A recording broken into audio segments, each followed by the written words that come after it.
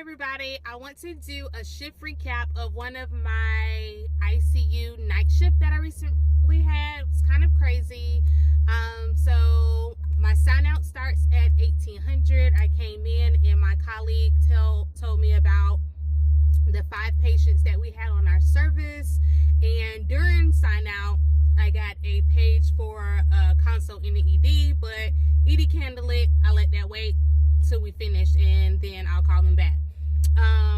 Towards the end of the sign out, I got a page for a second patient in ED. So once we finished signed out, about 30 minutes afterwards, I called the ED to discuss the patients. I went down and evaluated those patients. After I evaluated those patients, I talked to the ICU charge nurse, kind of see where we were on beds, and to kind of give her the FYI that, hey, yeah, they paged me about 2 patients, but I think I'm only going to take 1. And I wrote the orders on that patient so they could go ahead and try to get a bed ASAP. But the second patient that I didn't think needed to come to the ICU, I wanted to run it by my attending first, just because the APPs or advanced practice providers, and that can be nurse practitioners or physician's assistants, sometimes we have issues with attendings if we disagree with something that's going on. So it's like they feel insulted that an APP would disagree with their MD assessment. So just to cover myself and make sure we all good, just in case that person wanted to escalate things, because they do, I called my attending at home, discussed the patient with her. She agreed. So I did not take that patient, and I wrote the note on the first patient.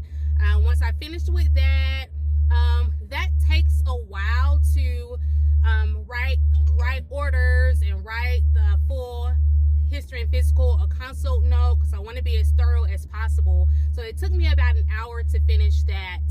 Then I went and I seen the other 5 ICU patients that I had, and by that time the patient that I admitted from the ED had came upstairs and they needed an A-line. So I placed that A-line. While I was in there placing that A-line, it did take me a while, and it happens sometimes. I got a page for 2 new consults in the ED. So once I finished, I called ED back, went to see those patients, wrote the orders on those patients. Again, knowing that we were limited on available beds that I had in the ICU, I went to the charge nurse so she'd know which patient I wanted up first.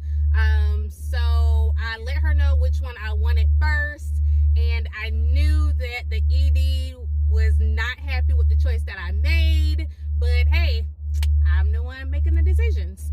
So I finally got to eat a little after midnight, and I responded to some messages, and some of the messages I responded to was the nurses in the ED trying to convince me to take this other patient, but no, I was dead set on the patient that I wanted to take, and I had good reasoning for it. After I finished eating, because I was so hungry at this point in time, I usually try to eat earlier in the night. I decided to do the H&Ps on those 2 patients. I usually don't like for it to linger. I like to get my work done as quick as possible, but I was hungry, y'all, so I needed to eat. When I finished those patients, yes, that took me 2 hours to do. I finally got a chance to sit down and kind of do a high-level overview, chart review of my 5 patients that were in the ICU. I didn't really get a chance to sit down and look in their charts yet.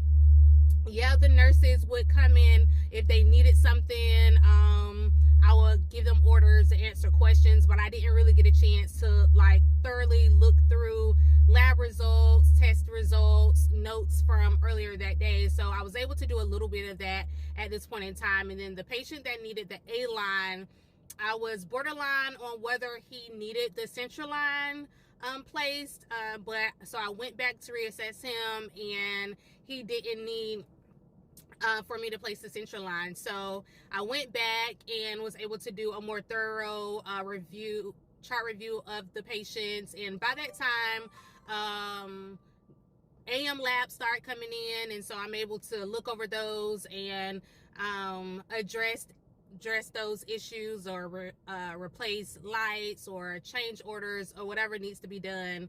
And I was able to write some progress notes for the income for my day shift, just to kind of get that out the way, because it can get busy for them during the day shift. So if I have time, I try to help them out if I can. And then I ended the night with 8 patients. So although it seemed like it wasn't a lot of patients numerically on my census, I was busy the whole night with new consults and doing procedures and stuff. So that was my shift. It changes day to day, shift to shift. I love it because you never know what to expect. Stay tuned for more shift recaps.